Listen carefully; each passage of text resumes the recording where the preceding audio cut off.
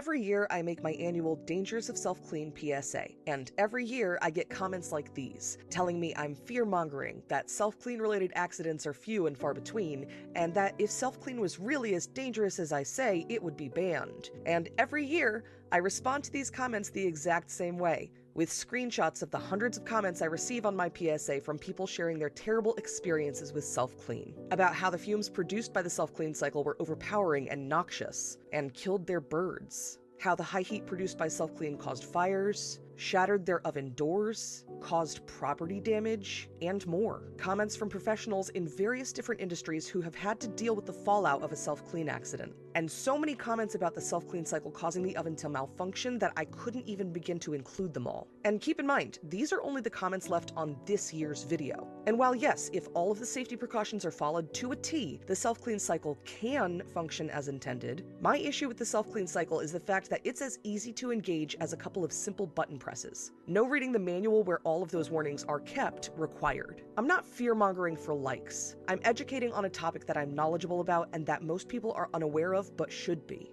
To those of you who commented to tell me you've been using the self-clean cycle on your oven for years with no issue, that's great. I'm happy for you. And if you want to keep using it after hearing my warnings, you do you. I'm an appliance repair tech, not your appliance repair tech. And if you want to assume that risk, it's not going to hurt me one bit. But your experience doesn't speak for the whole, and it doesn't give you an excuse to invalidate the horrific experiences that others have had.